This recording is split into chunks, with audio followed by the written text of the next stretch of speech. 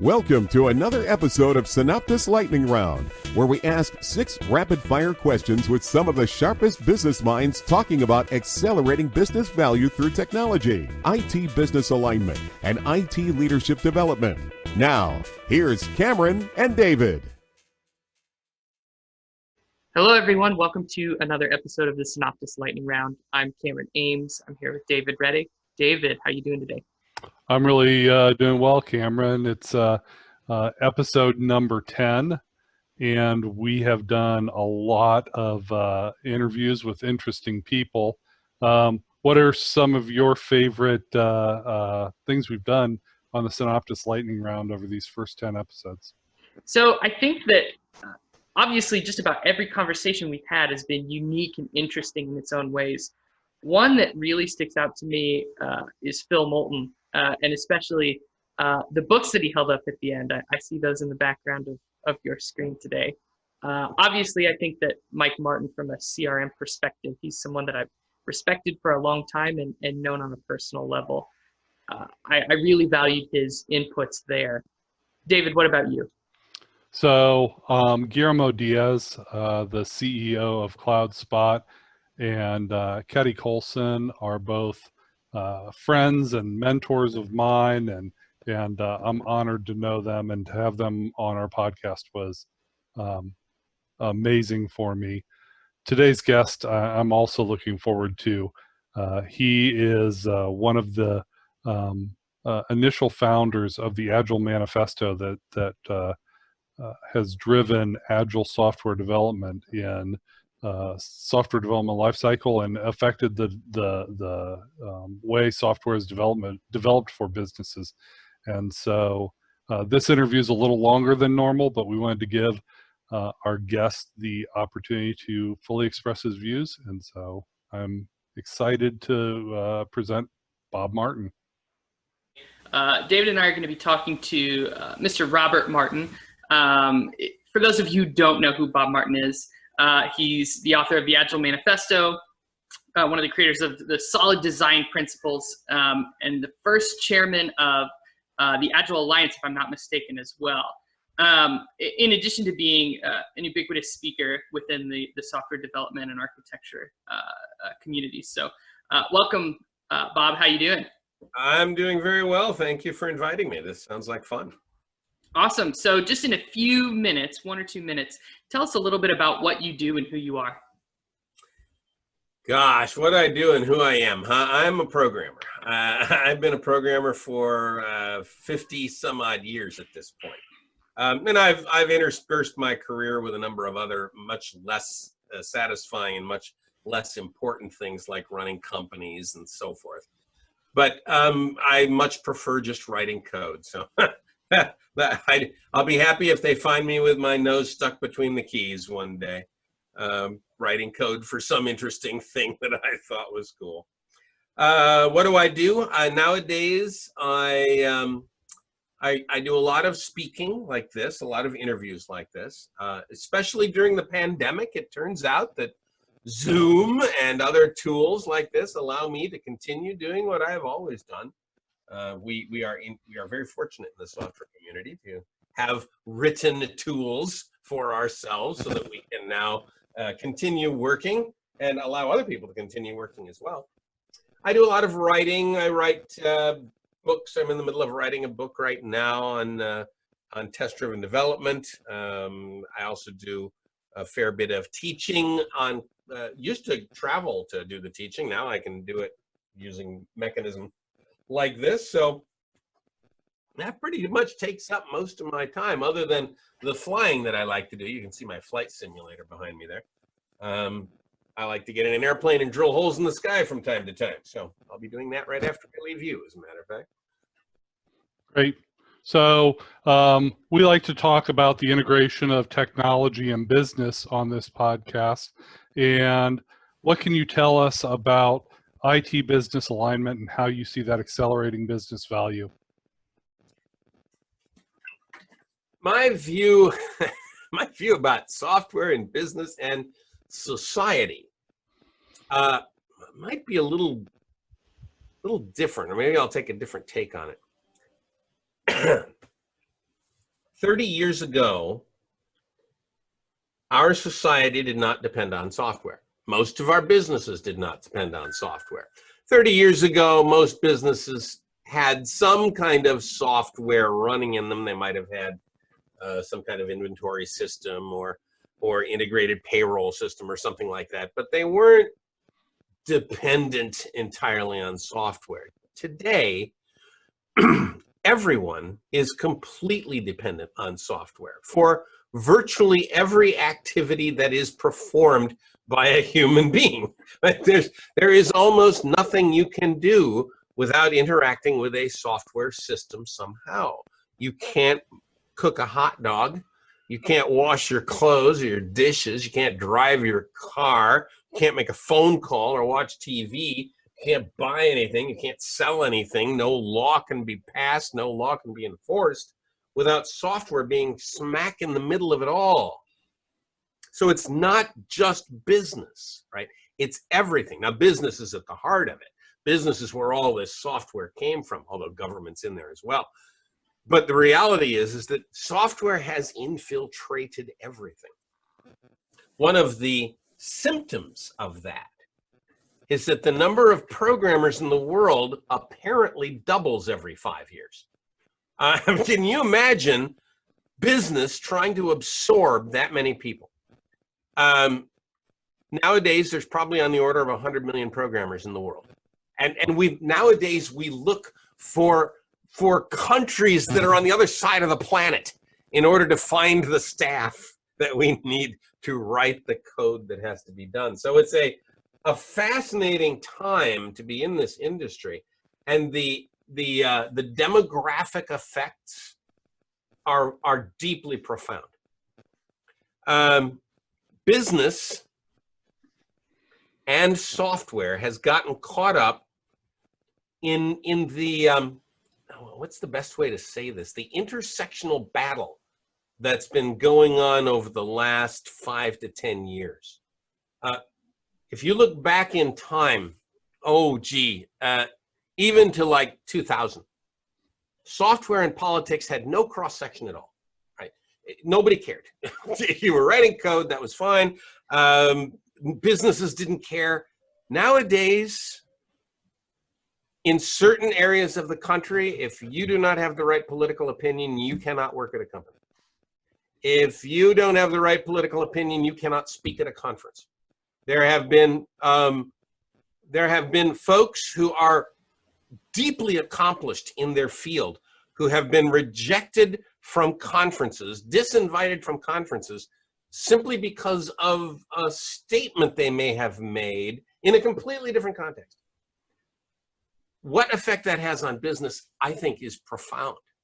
Businesses are now in the midst of a turmoil trying to figure out who they're allowed to hire and what the effects might be if they hire the wrong people.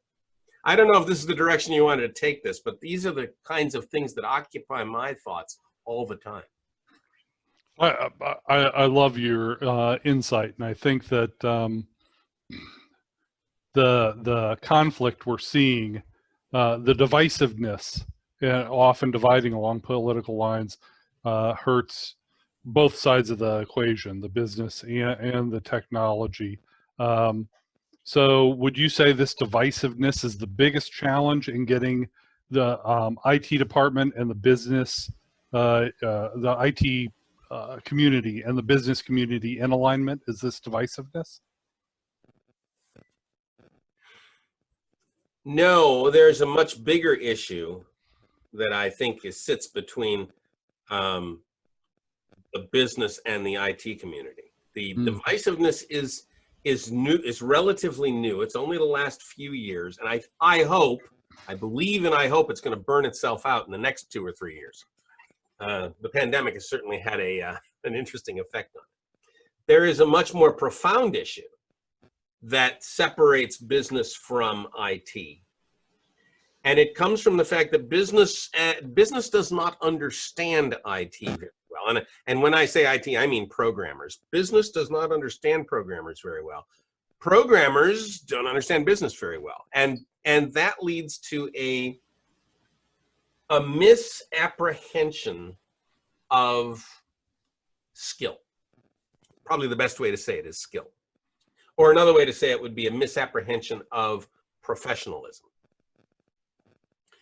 Business will hire programmers, and they presume they are hiring professionals, but they don't know what that means. Programmers believe they are professionals, but programmers don't know what that means. A professional professes something.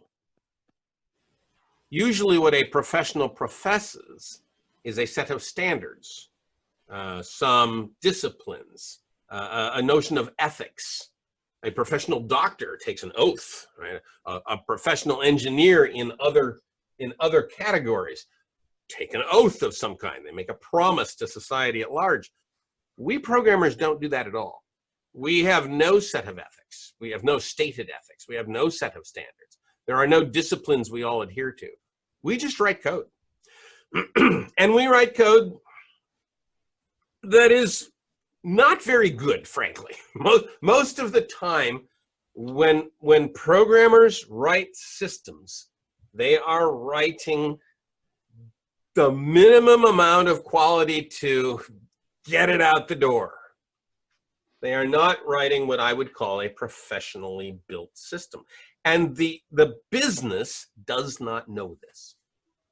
If the business could look under the hood, most of the executives would be terrified of what they have based their companies upon. The house of cards that lives beneath what runs their business. And this is a big problem that we have begun to see. We have begun to see the effects of it. So there are some simple examples. Boeing. Boeing.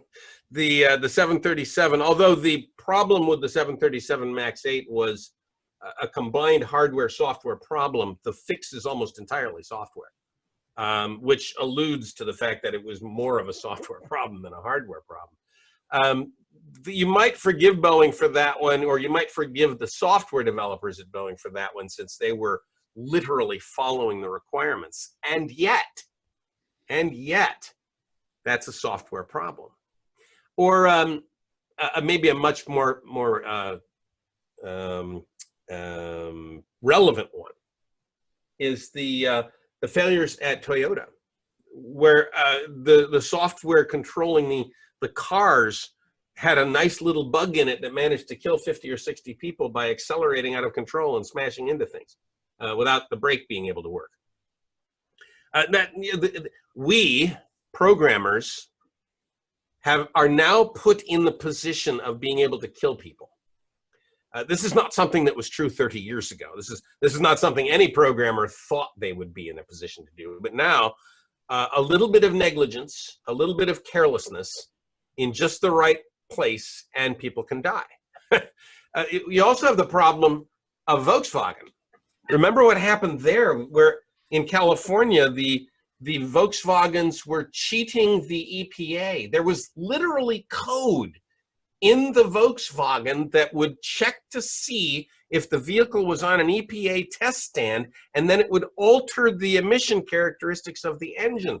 This is lying, cheating code written by programmers who put their fingers on the keyboard and lied and cheated.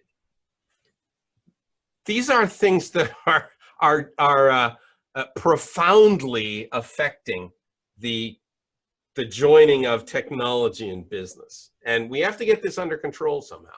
And the burden falls on the technology side. We on the technology side have to get control of our professionalism.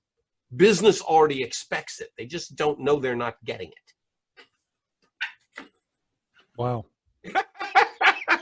Yeah.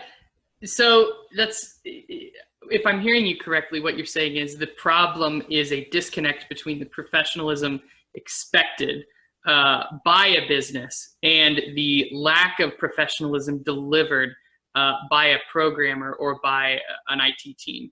So there's a converse to that, where if those expectations are in alignment, there can be a level of a success that a lot of businesses don't see through their IT departments and through their programmers.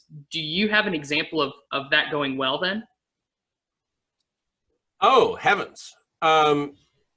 Let's see. Do I have an external example of that going well? I've experienced it going well many times.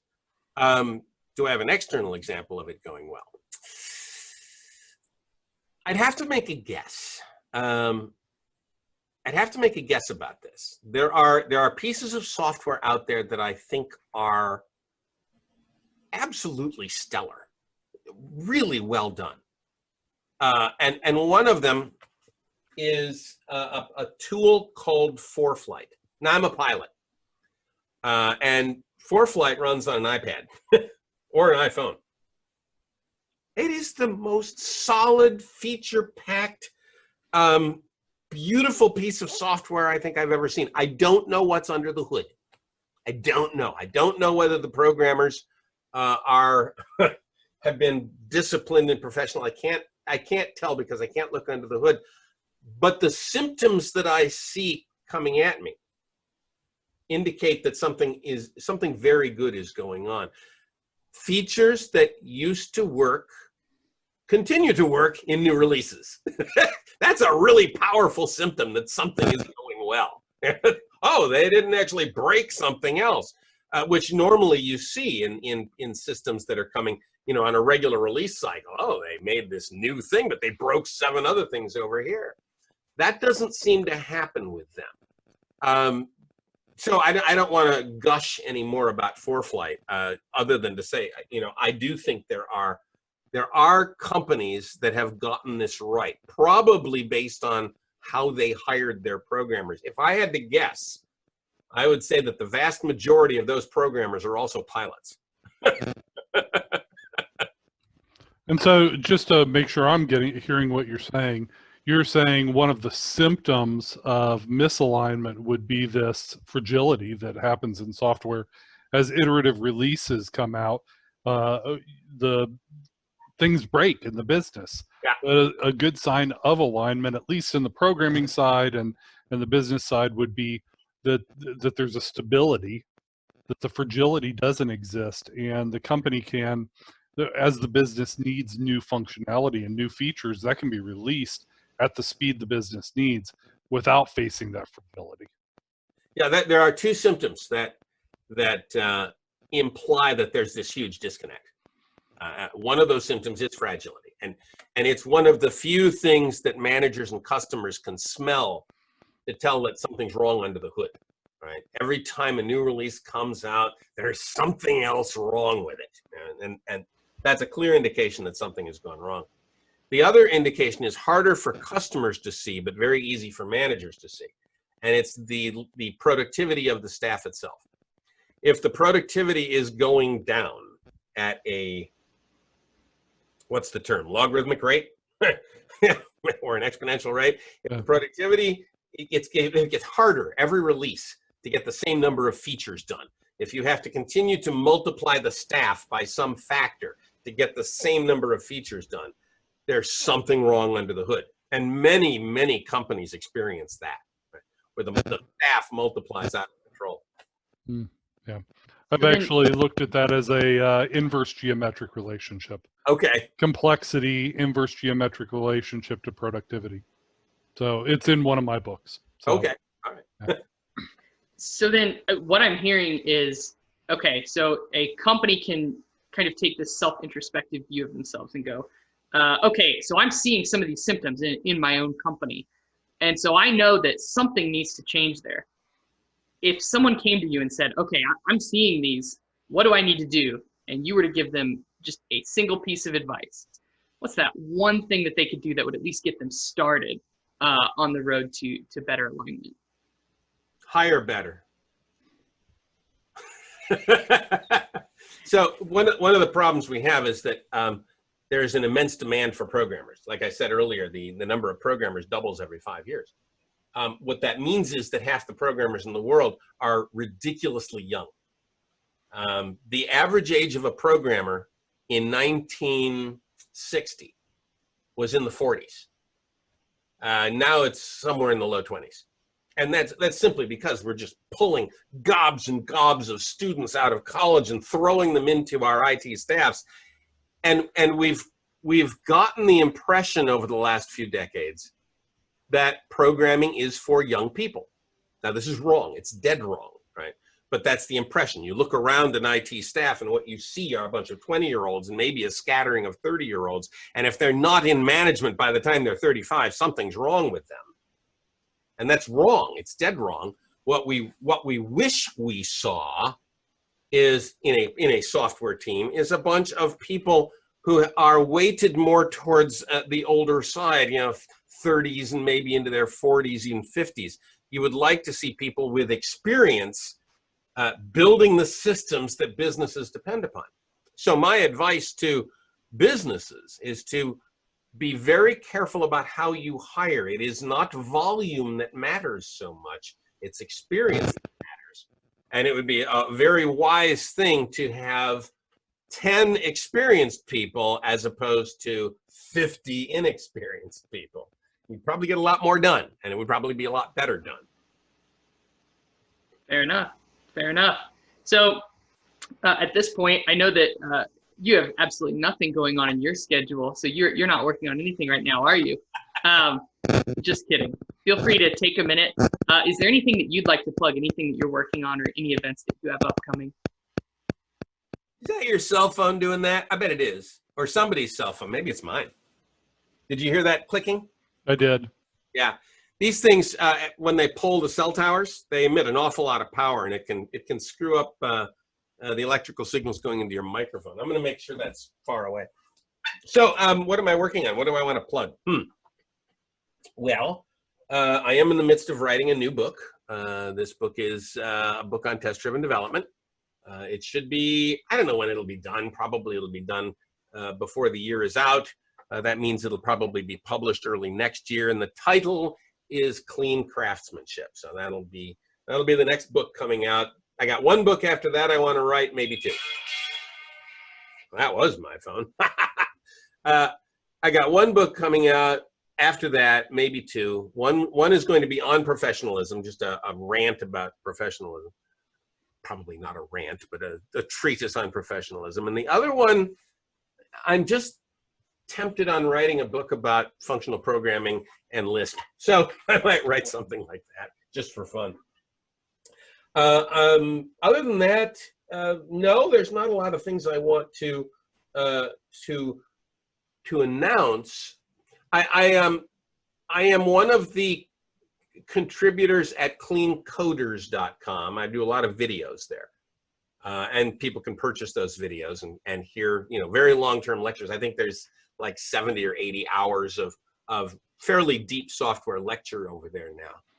And my son has just taken over as the CEO of that company and is beginning to open a studio where he's going to take on projects using the same principles and so on. So that's Clean Coders Studio. So if you go to the cleancoders.com website, you'll see all of that activity there. Okay, so cleancoders.com for lectures and long form learning items, and then also the studio as well, Clean Coders Studio for projects. Awesome. Well, I'd like to close the interview by thanking you, and I sincerely appreciate your contribution to the software community at large. I was as a manager of developers and one of the people who should not be writing code.